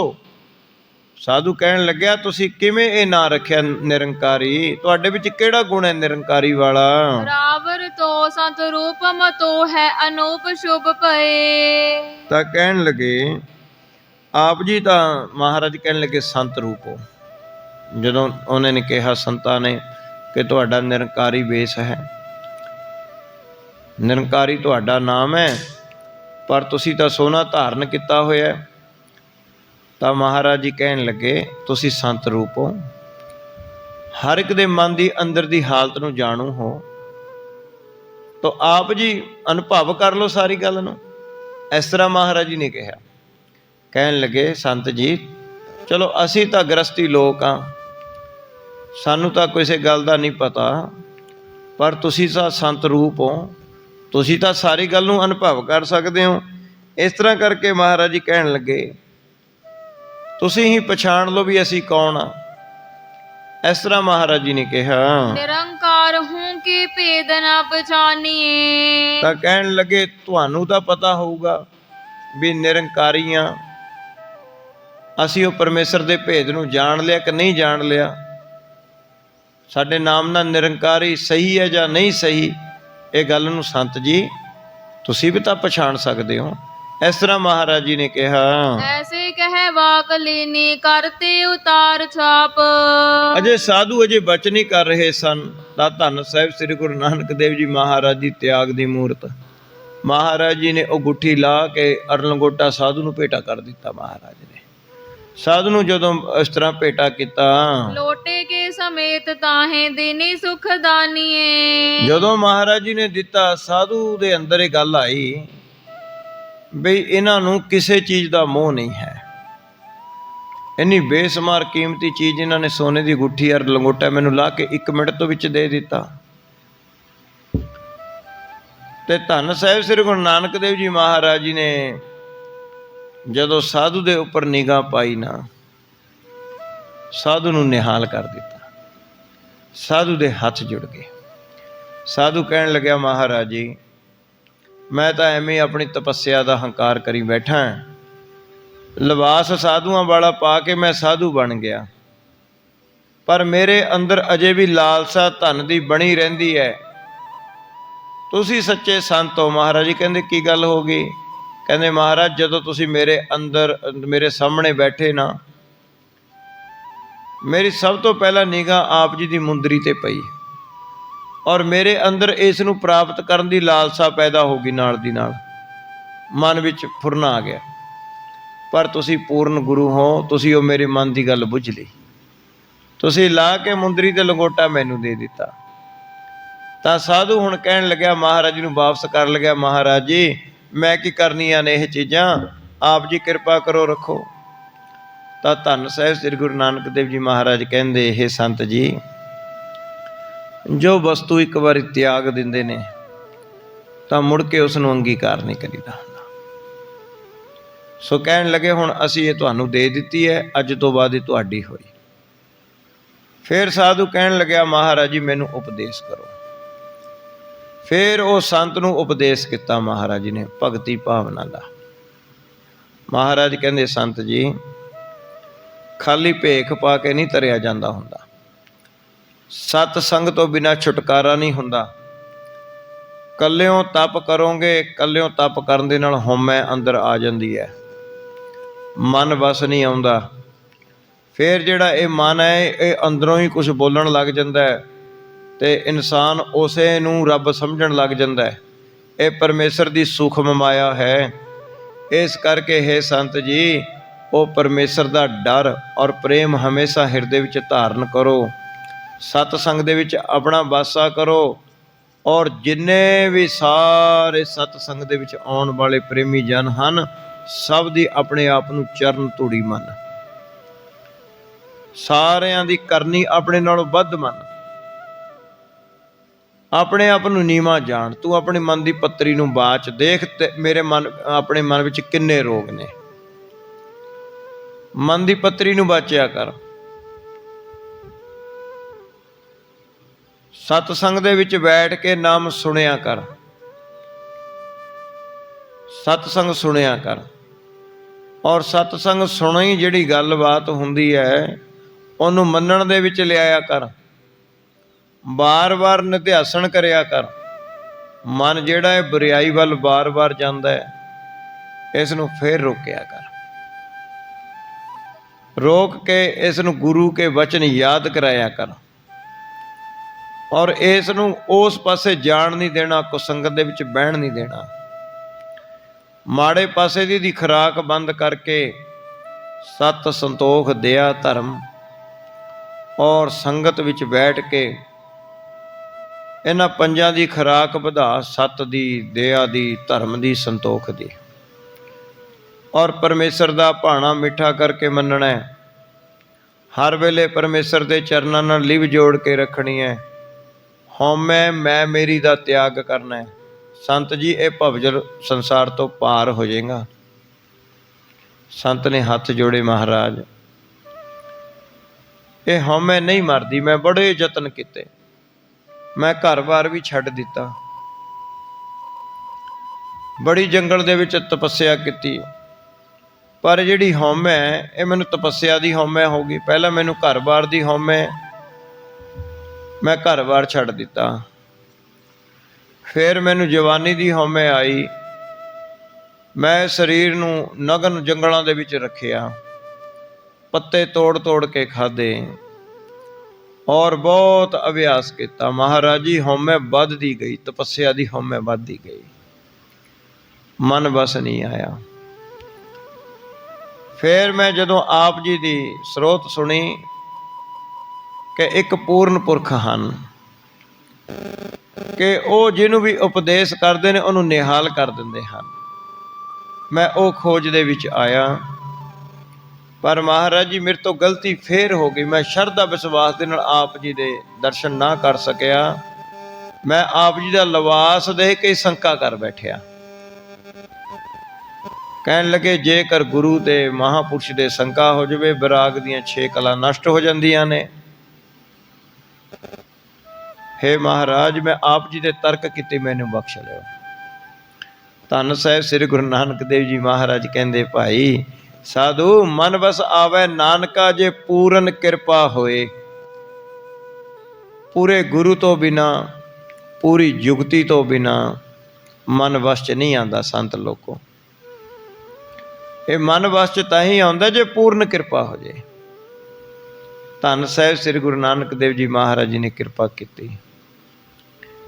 ਕਹਿਣ ਲੱਗੇ ਸੇਵਾ ਕਰਿਆ ਕਰ ਸੰਗਤ ਦੀ, ਆ ਵੱਡਪਣਾ ਛੱਡ ਦੇ। ਮੈਂ ਸਾਧੂ ਬਣ ਗਿਆ, ਮੈਂ ਵੱਡਾ ਬਣ ਗਿਆ, ਮੈਂ ਗਿਆਨੀ ਬਣ ਗਿਆ, ਮੈਂ ਧਿਆਨੀ ਬਣ ਗਿਆ, ਮੈਂ ਕੁਛ ਜਾਣਦਾ ਹਾਂ।